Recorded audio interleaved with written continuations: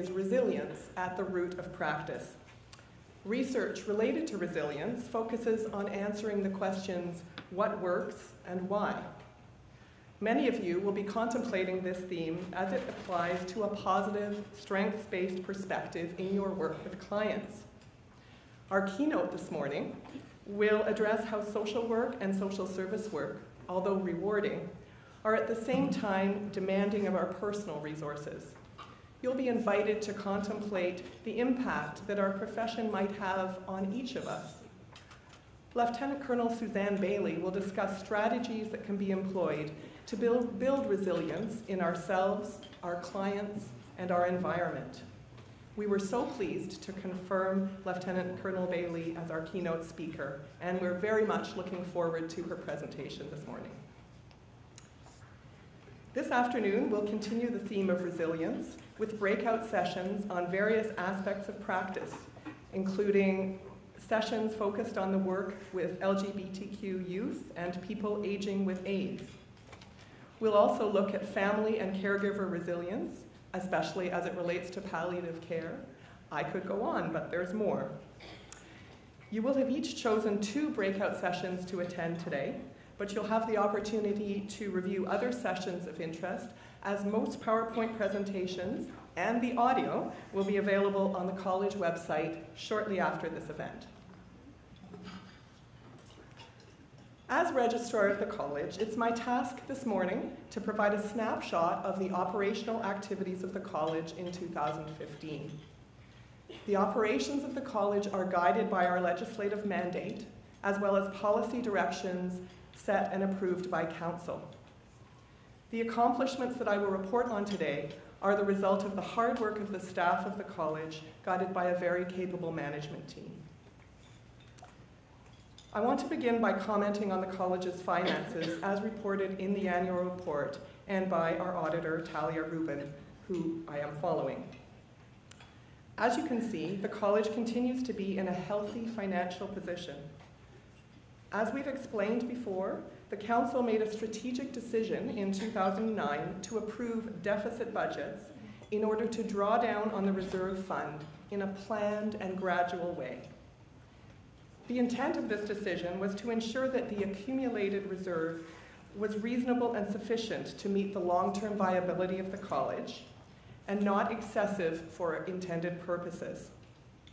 Through its annual budget process, the college continues to refine its forecasting and budgeting processes to ensure that it will have adequate funding to address its ongoing obligations to implement existing and new programs in order to fulfill its mandate. I want to emphasize that all decisions are made in consideration of our mandate of governing the professions of social work and social service work and protecting the public interest. In 2015, the college's planned deficit and its draw on the reserve were significantly less than anticipated. This was due to a number of staff vacancies, including senior leadership roles. These vacancies, as you know, reflected the fact that 2015 was a difficult and unusual year. We don't anticipate that this situation will be repeated. Because of the unusual circumstances in 2015, the planned database upgrade, a resource-intensive project, did not take place and was instead deferred until early 2016. I'd also like to highlight a couple of other expense categories contained in the summary of the audited financial statements as set out in the annual report, in order to provide some further details with respect to these budget lines. You'll note that in 2015, there was an increase in office rent. This reflects a rent increase in the existing college office space, as well as a full year of rent for the new premises. The college expanded its space in 2014 in order to ensure that it could meet its organizational needs over the next 10 years. Office supplies and postage and courier expenses declined substantially in 2015. This decline reflects the commitment we've made to moving to online processes. In 2015, the college moved to fully online renewal, as I'm sure you're aware, as well as online member cards and tax receipts. We're confident that we have the support of our membership as we move forward and maximize our efficient use of technology. And finally, legal costs in 2015 also increased.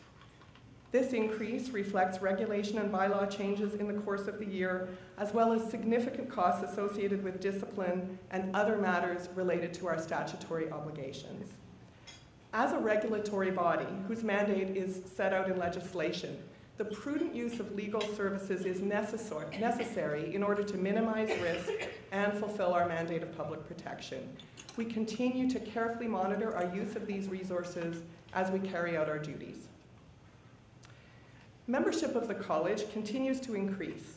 However, we note that we are now experiencing a flattening in membership numbers, reflected in slight decreases in registration numbers in 2015 and a slightly lower rate of renewal. As you'll note from the annual report, 1,729 new members were registered in 2015. Once again, we were very pleased with the number of new graduate members. Overall, 930 new graduates were registered in 2015.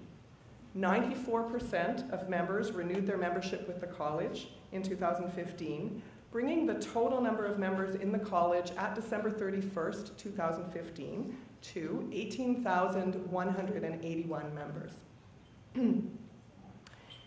In 2015, as it does each year, the college, or more specifically the registration department, submitted its annual reports on its registration practices to the Office of the Fairness Commissioner in accordance with the Fair Access to the Regulated Professions Act. I'd like to emphasize that in this area and others, the college is committed to continually improving its processes and ensuring transparency and fairness. The college continues to support its members in completing their Continuing Competence Program, or as I know you all know, the CCP, and in practicing ethically and competently. In 2015, the Professional Practice Department provided 1,623 practice consultations to members and the public, a proactive way to ensure that members are practicing in accordance with the standards set out in the Code of Ethics and Standards of Practice. In 2015, the Professional Practice Department also responded to more than 336 CCP inquiries. Members' commitment to their ongoing professional development was once again reflected in the 99% compliance rate with the CCP last year. In 2015, some of our members responded to a call to share different and creative ways to approach the CCP through the CCP Ambassador Program. The Ambassador Program will feature members' own narratives about their innovative and unique approaches to completing their CCP, so that other members can be inspired and learn from them as well. We've published the first of these on our website under the CCP tab, and please be sure to take a look. Members are reminded that the AMED, as well as the two educational forums, are some of the learning activities that members might use as they work toward their learning goals. We anticipate that 2016 and 2017 will bring changes to the CCP as a result of Council's consideration of the evaluation of the program by members. Stay tuned as we expect to communicate with you about next steps later this year. The college places a great deal of importance on communications with members. In 2015, we stayed connected with members and other stakeholders via 2 issues of the Perspective newsletter, the distribution of several e-bulletins, our new accessible and interactive website, and of course, social media. Now I'd like to share some of the college's responses to legislation in 2015, beginning with a brief update about psychotherapy.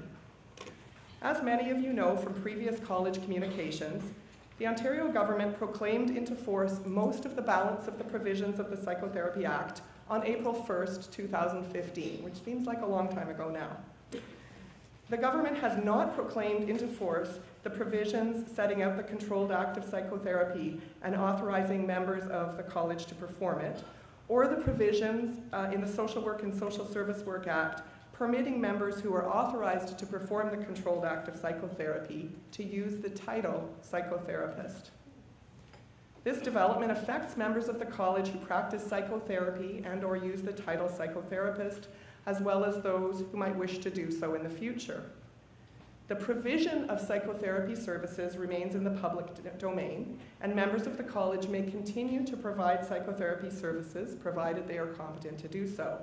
However, effective April 1st, 2015, only members of the College of Registered Psychotherapists and Registered Mental Health Therapists of Ontario, CRPO, are permitted to use the title psychotherapist, registered psychotherapist, or registered mental health therapist. Throughout the summer and fall of 2015, the college worked collaboratively at the request of the Ministry of Health and Long-Term Care with the 5 other colleges whose members will have access to the Controlled Act of Psychotherapy once it's proclaimed, and with representatives from the Ministry of Health and Long-Term Care to further clarify the definition of the Controlled Act. This clarification had been requested by the Ministry of Health and Long-Term Care to ensure that there was a consistent understanding of the Controlled Act among practitioners and the public prior to proclamation.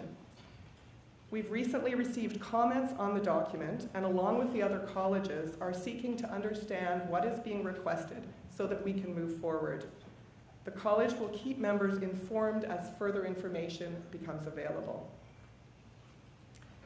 In 2015, the college commented on the professional advisories on the duty to report under the Child and Family Services Act put out by the Ontario College of Teachers and the College of Early Childhood Educators. We also put out our own resource for members in the fall of 2015. These decisions stemmed from recommendations coming from the inquest into the death of Jeffrey Baldwin. At the request of the Ministry of Municipal Affairs and Housing, the college commented on proposed changes to the Residential Tenancies Act regarding notice requirements in cases of domestic violence. Comments were also provided to the College of Massage Therapists of Ontario and to the College of Medical Laboratory Technologists of Ontario, and a response was provided to the Task Force on the Prevention of Sexual Abuse of Patients and the Regulated Health Professions Act. Details of these responses are available in the annual report. In terms of the college's complaints and discipline processes, in 2015, the complaints brochure and website information was updated and a complaint form implemented. The college received 81 new complaints regarding the conduct of members of the college and 28 new mandatory reports. The Complaints Committee issued 55 decisions and reasons. The Discipline Committee completed 1 pre-hearing conference, conducted 7 hearings, and issued 7 decisions.